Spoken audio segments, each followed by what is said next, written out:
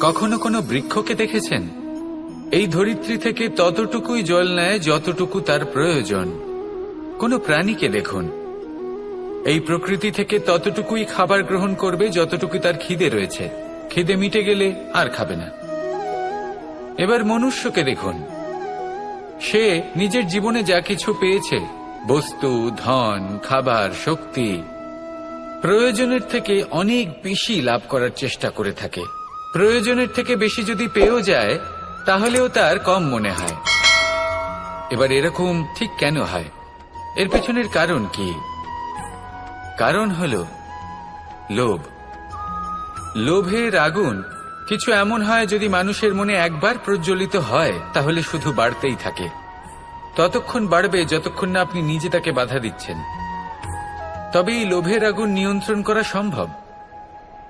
পরিমিতিবোধ, পরিমিতিবোধের চিন্তা।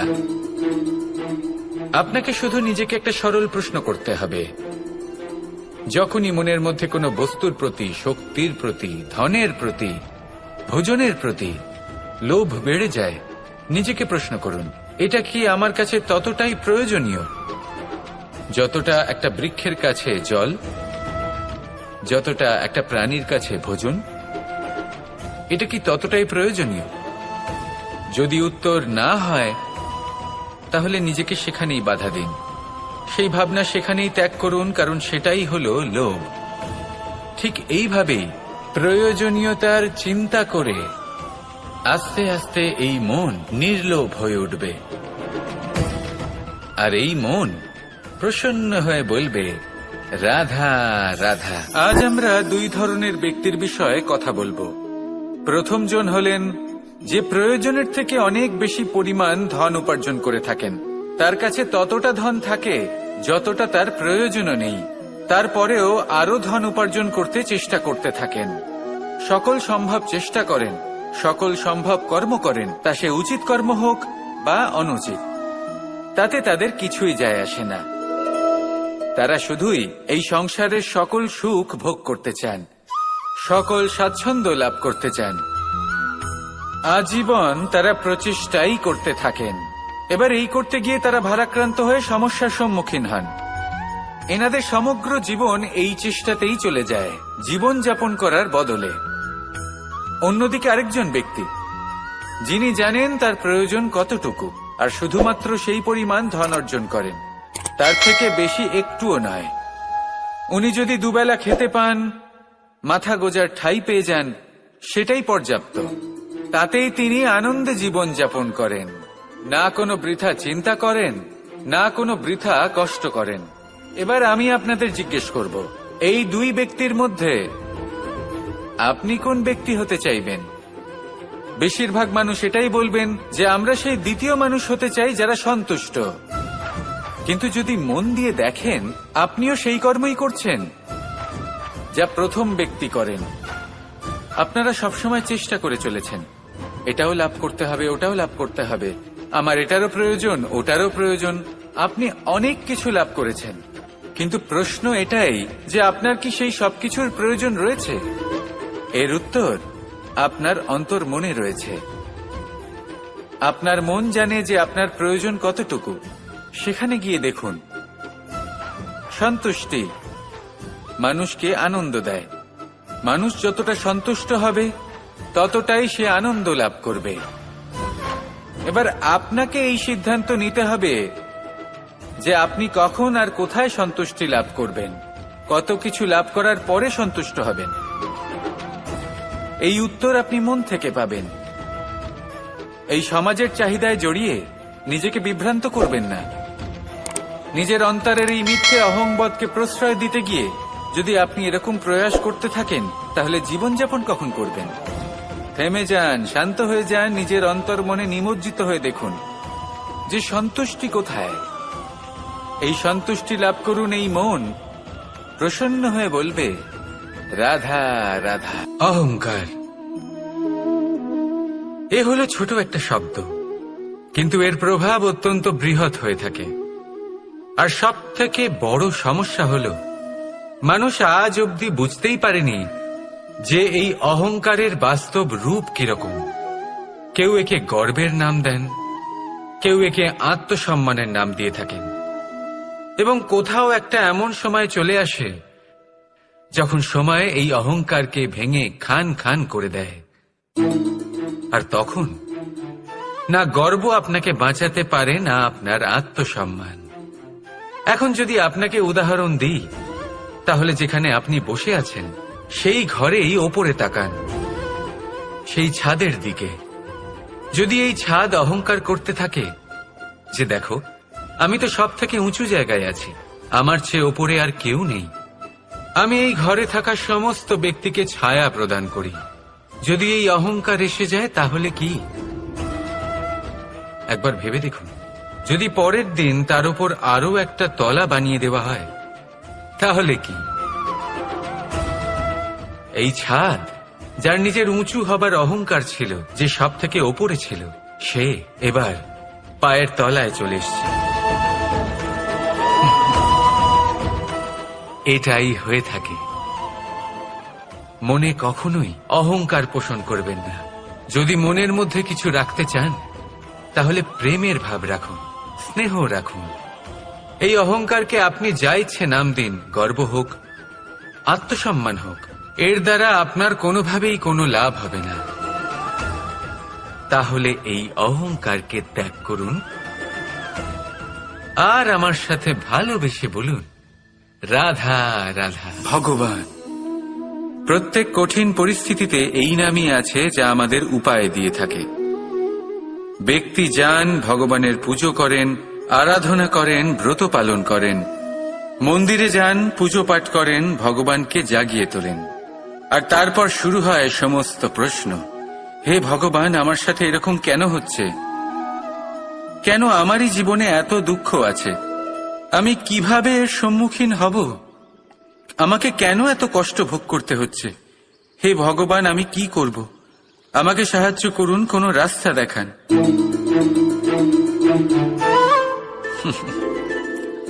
চলুন আমি আপনাকে একটা প্রশ্ন করি। মন্দিরে যাওয়ার চেষ্টা করার আগে আপনি কি জীবনে ততটা চেষ্টা করেছেন যতটা সেই সমস্যাকে দূর করার জন্য দরকার ছিল? দ্বিতীয় প্রশ্ন, ভগবানকে জাগানোর পূর্বে আপনি কি নিজেকে জাগিয়ে তুলেছেন? আপনি কি আলস্য ত্যাগ করেছেন? তৃতীয় প্রশ্ন, ভগবানকে জিজ্ঞাসা করার আগে আপনি কি নিজেকে জিজ্ঞাসা করেছেন যে আমি কেন এত অসফল হচ্ছি? যদি না করে থাকেন তাহলে সবার আগে এটা করুন। আপনি সমস্ত প্রশ্নের উত্তর পাবেন, সমস্ত বিপদের পরিত্রাণ পাবেন। অন্য কোথাও নয়, নিজের ভেতরে তাকিয়ে দেখুন। চেষ্টা করুন নিজেকে জাগিয়ে তোলার। আপনি সফল অবশ্যই হবেন, কারণ এই পরমাত্মা, ওই পরমেশ্বর, ওই পরব্রহ্ম আপনার মধ্যেই তো আছে। রাধা রাধা। এটা হলো একটা সাদা পাতা। এবার এতে আমি যাই লিখব সেটাই এর অস্তিত্ব হবে। এতে আমি প্রেমের কিছু কথা লিখে একে প্রেম পত্র বানিয়ে তুলতে পারি। মাতা পিতার জন্য একটা শুভ সংবাদ লিখতে পারি। শত্রুর বিষয়ে সতর্ক করব বলে সেনাকে একটা সংবাদ লিখতে পারি। দ্বারকাবাসীর জন্য কোনো সংবাদ পাঠাতে পারি। যাই লিখব এই পত্র সেটাই হয়ে উঠবে। সেই রকমই হলো আমাদের জীবন। আমরা যেমন কর্ম আমরা করব, আমাদের অস্তিত্ব এবং ব্যক্তিত্ব ঠিক তেমনই হয়ে উঠবে। যদি আপনি একটা অসাধারণ, উজ্জ্বল এবং সম্মানজনক জীবনযাপন করতে চান, তাহলে তার একটা রহস্য আপনাকে বলি। যেমন কথন হবে, কর্ম তেমন হবে। অর্থাৎ যতটুকু বলেছেন ততটুকুই করুন, আর যতটুকু করেছেন ততটুকুই বলুন। এই একটা নিয়ম যদি আপনারা পালন করেন, তাহলে এই সংসারের সমস্ত পণ্ডিত আপনাকে অবশ্যই সম্মান করবেন। তাহলে এটাই করুন আর আমার সাথে ভালোবেসে বলুন, রাধা রাধা। আমি রথে যাত্রা করি, তাতে বারবার পথে থামি আর দেখি যে আমি অনুচিত দিকে যাচ্ছি না তো, আমি উচিত পথেই যাচ্ছি তো। কারণটা কি? কারণ হলো যাতে আমি পথভ্রষ্ট না হয়ে যাই। জীবনযাত্রাতেও এটাই প্রয়োজন। জীবনযাত্রায় ভোগবিলাসের পথে হারিয়ে যাওয়া খুব সহজ। বারবার থেমে আপনাকে দেখতে হবে, নিজেকে কিছু প্রশ্ন করতে হবে। আমি কি আজ সেই কর্মই করছি যেটা আমি করতে চেয়েছিলাম? আমি কি আজ সেই জীবন যাপন করছি যেমন আমি যাপন করতে চেয়েছিলাম? যদি এই প্রশ্নগুলোর উত্তর হ্যাঁ হয়, তাহলে এগোতে থাকুন, নয়তো থেমে যান এবং বিচরণ করুন। মনে রাখবেন, এই সংসার অত্যন্ত জটিল, আর এতে হারিয়ে যাওয়া অত্যন্ত সরল। সেই জন্য নিজে থেকে বারবার থামা এবং জীবন চিন্তন করা অত্যন্ত আবশ্যক। তাহলে সেটাই করুন, আর আমার সাথে ভালোবেসে বলুন, রাধা রাধা। আমি এখানে একা এই বনে বসে আছি, বাঁশি বাজাচ্ছি। কার জন্য? কে আছেন এখানে? কেউ নেই। আমার প্রজা, আমার রাজ্য, আমার পরিবার আমার থেকে অনেক দূরে আছেন। আমি এখানে একা এই বনে বসে এই আকাশের এই রঙের, গাছের এই সব ফলের, মাটির সুবাসের আনন্দ উপভোগ করছি। কেন? আমি হলাম দ্বারকাধীশ। এমন কি রাজকীয় বা ভৌতিক সুখ রয়েছে যে আমি ওখানে পেতে পারি না? সবকিছুই পেতে পারি, তাও এখানে বনে একা বসে আছি। কোন সুখ খুঁজে চলেছি? একা থাকার সুখ। আমরা প্রত্যেকদিন অনেক মানুষের সাথে, চিন্তাধারার সাথে, কর্মের সাথে, পরিস্থিতির সাথে, সুখ দুঃখের দ্বারা বেষ্টিত থাকি। জীবনের এই চক্রে আমরা জড়িয়ে পড়তে থাকি। যতই আমরা এই সমস্যার সমাধান করি, আমরা ততই এতে জড়িয়ে পড়ি। আমরা এতটাই জড়িয়ে পড়ি যে যখন আমরা আয়নায় নিজেদের দেখি, তখন আমরা নিজেদের চিনতেই পারি না। এমন মনে হয় যেন আমরা নিজেদের হারিয়ে ফেলেছি। সেই জন্য প্রত্যেক দিন আপনি কিছু সময় নিজের সাথে কাটান একান্তে। এটা অত্যন্ত আবশ্যক। নিজের অস্তিত্বের গভীরে গিয়ে দেখতে শিখুন, নিজেকে বুঝুন। অদ্ভুত শান্তির অনুভূতি হবে। যেমন এই বায়ু, এই বৃক্ষ, এই পুষ্প, এই নিসর্গ, এদের মতো আপনিও কখনো একলা হতে শিখুন। কখনো নিসর্গের একটা অংশ হয়ে দেখুন। এই মন প্রসন্ন হয়ে বলবে, রাধা। একবার একটা শেয়াল বনে বিচরণ করছিল। ও একটা ছোট্ট শাবক দেখতে পেল। ও ভাবল, আজ একেই আমি খাবার হিসেবে গ্রহণ করব। আশেপাশে দেখলো কেউ দেখছে না, তো কেউ ছিল না, আর সেই শাবকের ওপর আক্রমণ করল, যা হলো একটা ঘোর অপরাধ। বনের নিয়ম অনুসারে আপনি কখনোই শাবকের ওপর আক্রমণ করতে পারেন না। তারপর এই খবরটা যখন রাজা সিংহ জানতে পারলেন, সভার আয়োজন করলেন। কিন্তু সেখানে শেয়াল বলল, আমি তো এরকম কিছু করিনি। কিন্তু যদি আপনি এরকম বলেন, কোনো প্রমাণ দিন, এর কোনো সাক্ষী আছে? তখন রাজা সিংহ পেঁচাকে ডেকে পাঠালেন, যে সেই মুহূর্তে বৃক্ষের শাখার ওপর বসেছিল। সে সব কিছু দেখেছিল। পেঁচা সব সত্যি কথা বলল, আর শেয়ালকে মৃত্যুদণ্ড দেয়া হলো। এবার এই কাহিনী আমি আপনাকে কেন শোনালাম? কারণ মানুষও কখনো কখনো এরকম কর্ম করেন যা শিয়াল করেছে। এটা ভাবেন কেউ দেখছে না, যখন আমি অনুচিত কর্ম করতেই পারি। কিন্তু না, আপনি যাই করুন না কেন, কেউ না কেউ অবশ্যই তা দেখছে। কোনো ব্যক্তি না হলেও কোনো প্রাণী, না হলে কোনো যক্ষ বা দেব বা প্রেত। যদি এনারা কেউ না দেখেন, তাহলে ধরিত্রী মাতা দেখেন, যেখানে দাঁড়িয়ে আপনি সেই কর্ম করছেন, তাই না? তাই একটা কথা সবসময় মনে রাখবেন, কে দেখছেন কে দেখছেন না সেই বিষয়ে ভাবা ছেড়ে দিন। এটা খুব সহজ কথা। আপনি যদি উচিত কর্ম করেন, উচিত ফল পাবেন। যদি অনুচিত কর্ম করেন, তাহলে আপনি অনুচিত ফল অবশ্যই পাবেন। সেই জন্য উচিত পথে চলতে থাকুন, উচিত কর্ম করতে থাকুন, আর আমার সাথে ভালোবেসে বলুন, রাধা রাধা। বাহ, পুষ্পের সুবাস আমার খুব ভালো লাগে। অত্যন্ত সুন্দর হয় এই পুষ্প। এইভাবে চারিদিকে পুষ্প দেখে মন আনন্দিত হয়ে ওঠে। এবার আপনারা ভেবে দেখুন, আমার চারিদিকে পুষ্প নয়, আগুন আছে। তাহলে কি হবে? আমার শরীর কি জ্বলে যাবে না? অবশ্যই জ্বলবে। শরীরকে কি আগুনের তাপ সহ্য করতে হবে না? অবশ্যই সহ্য করতে হবে। এটাই হলো প্রকৃতির নিয়ম। এই নিয়ম কিন্তু আমরা সবাই জানি, কিন্তু আমাদের মধ্যে বেশিরভাগ মানুষ এই বিভ্রান্তি নিয়ে বাঁচি যে এই যে প্রকৃতির নিয়ম তা আমার ওপর প্রযোজ্য নয়। তা কিন্তু নয়।